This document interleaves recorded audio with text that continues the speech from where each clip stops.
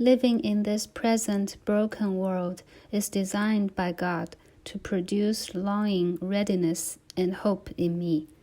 It's not natural for us to think about our lives in this way, but the difficulties we all face in this broken world are not in the way of God's plan. No, they are part of it. The fallen world, that is your address, is not your address because He didn't think through His redemptive plan very well. You are living where you are living and facing what you are facing because that's exactly how God wanted it to be.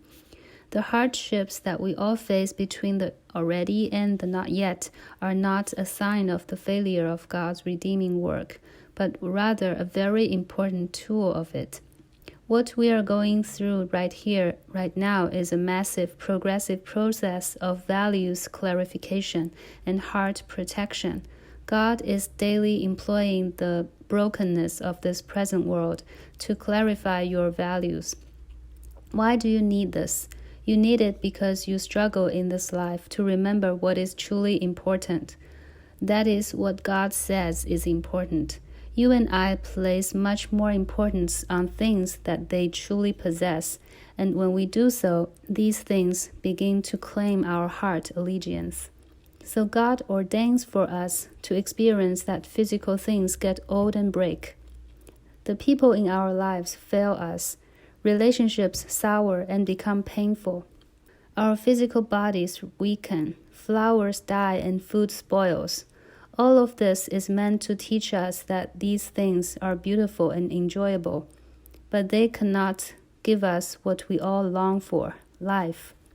In this world that is groaning, God is protecting our hearts. He is protecting us from us. Our hearts can be so fickle. We can worship God one day only to turn and give the worship of our hearts to something else the next. So in love, God lets pieces of the creation die in our hands so that increasingly we are freed from asking earth to give us what only He can give. He works through laws to protect us from giving our allegiance to things that will never, ever deliver what our hearts seek. This is all designed to deepen our love and worship of Him. It is all crafted to propel the joy that we have in Him. And in so doing, He is preparing us for that moment when we will be freed from this present tahvai and give all of our being to the worship of Him forever and ever.